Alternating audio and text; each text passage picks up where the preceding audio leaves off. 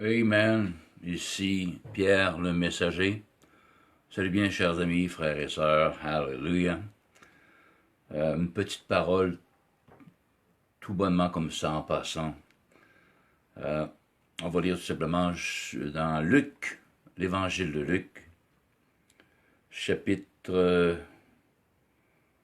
12, versets 13 à 21. OK? Allô, Alain direct avec Allô Caroline. Bonjour Caroline, ça va?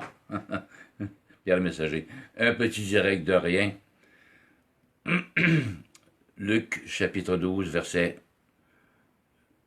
13 à 21.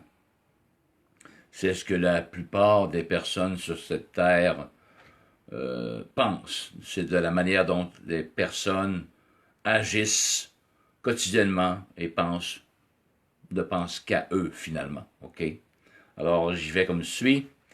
Quelqu'un dit à Jésus du milieu de la foule, « Maître, dis à mon frère de partager avec moi notre héritage. » OK? Peut-être que quelqu'un de la famille, un père ou une mère venait de mourir et ils avaient peut-être un peu de misère à se séparer l'héritage qui va à l'un et à l'autre. Je ne sais pas pourquoi. En tout cas, ça arrive des fois que du remue-ménage après un décès d'un parent ou quoi que ce soit concernant l'héritage d'ensuite. Malheureusement, des fois, il y a des chicanes de famille. Anyway. Mais ici, ça nous dit, « Maître, dis à mon frère de partager avec moi notre héritage. » Alors Jésus lui répondit, « Ô homme, qui m'a établi pour être votre juge ou pour faire vos partages? » Puis il leur dit, « Gardez-vous avec soin de toute avarice, car la vie d'un homme ne dépend pas de ses biens, fût-il de l'abondance. Même s'il était bien, bien riche, sa vie ne dépend pas, en réalité, de tous ses biens, de ses richesses. Absolument pas. Alléluia.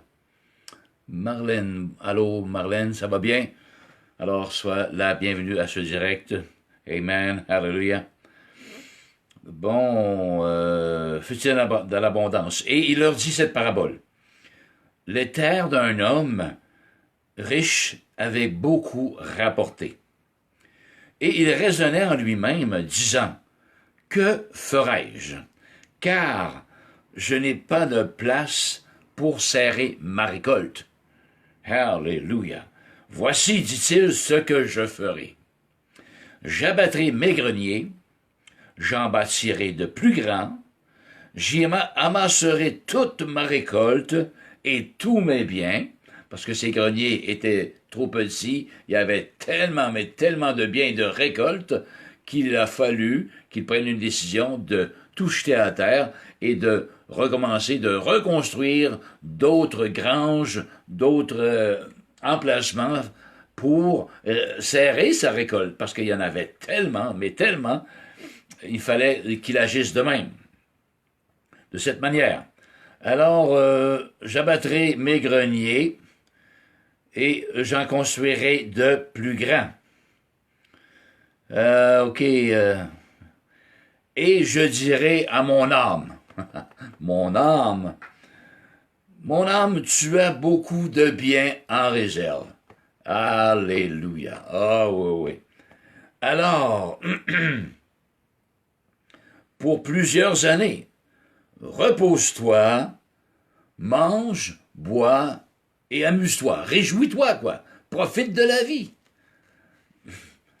T'es tellement riche maintenant, t'as tellement travaillé maintenant que tu peux te reposer, tes greniers sont full aux os, ça déborde, et c'est de très, très, très grands greniers que tu peux vivre le restant de ta vie, quoi, à te réjouir, OK?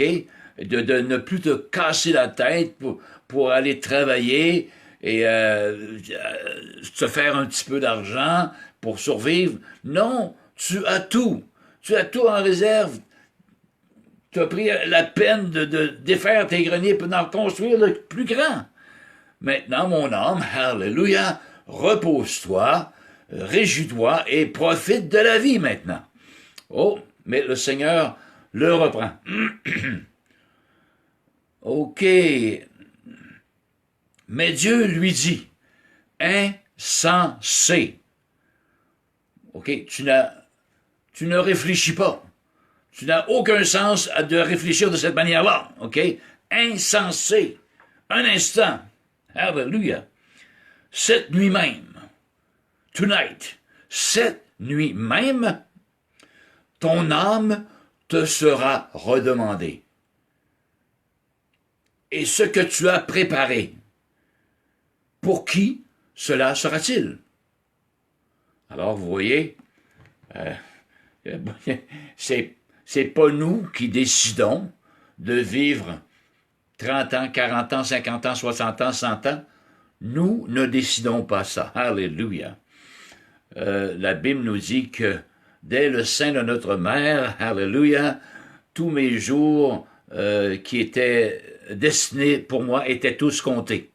Dieu seul sait, alléluia, quand est-ce ma dernière journée sera vécue ici sur terre. Alléluia.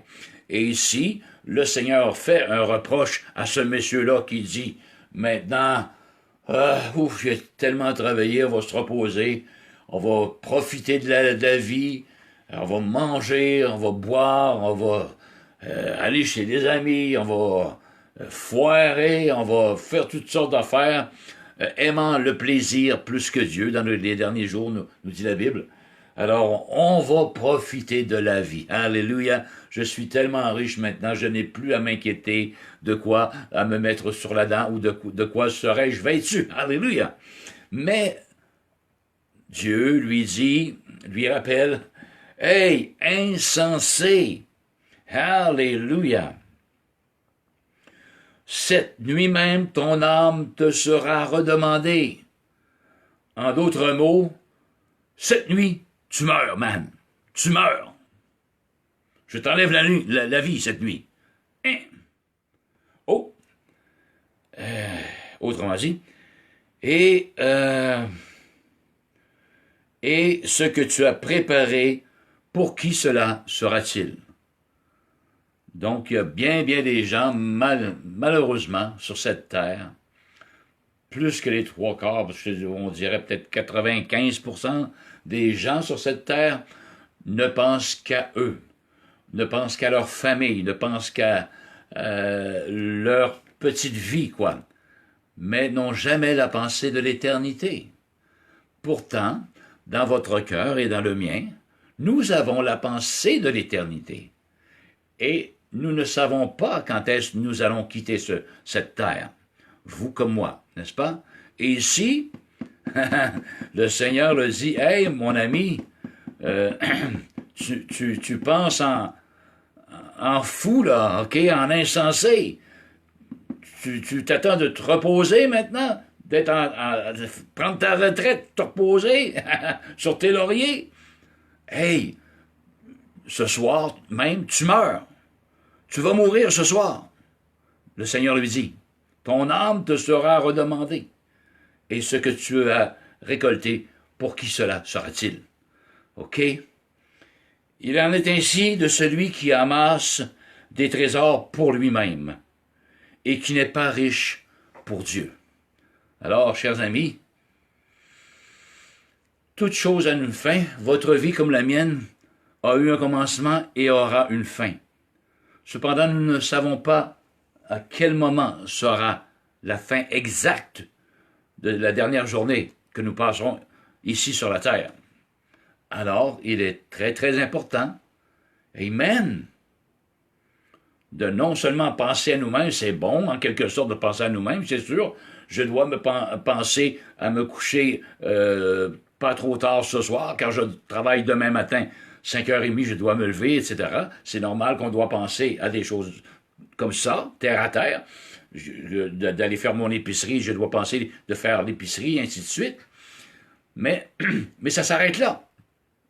C'est simplement pour nous. je travaille pour moi, pour ma famille, je m'achète une moto, je m'achète un skidoo, je m'achète un 4 roues, je m'achète une voiture, un automobile, je m'achète un tracteur.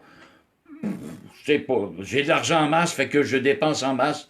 Et voilà, je pense à moi, et je pense toujours à moi.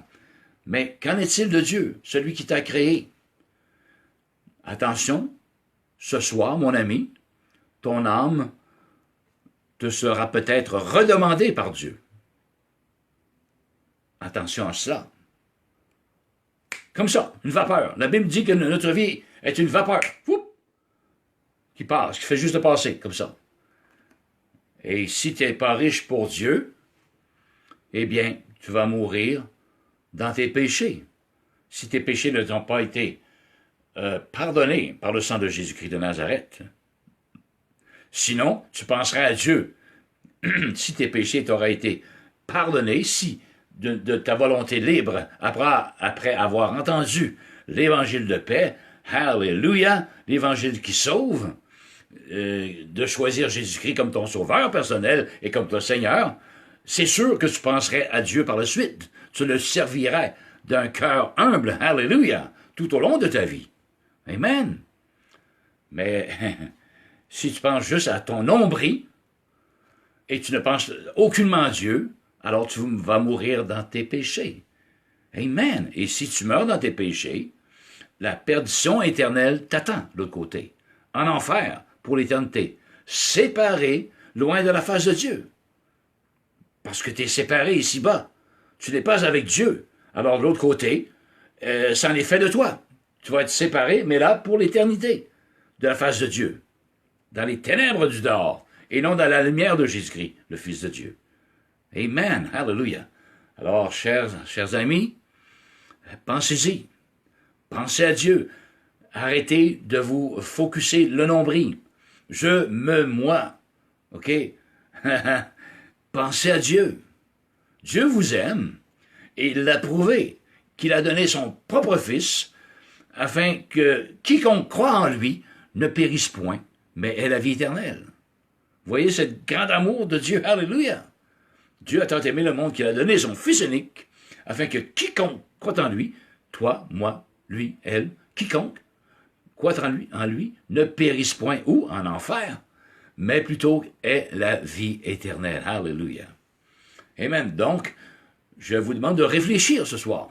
Amen. Demain matin, cette nuit même, est-ce que ton âme va être redemandée? Est-ce que cette nuit, tu vas mourir? Tu ne peux répondre à cette question-là. Je ne peux répondre non plus à cette question-là. Hallelujah. Cependant, nous devons être prêts. Nous devons être fin prêts. Hallelujah. Amen. Afin de pouvoir entrer librement dans la paix, Alléluia, dans la paix éternelle, dans la gloire éternelle auprès de Dieu en Jésus-Christ. Amen. Amen. C'était Pierre le messager.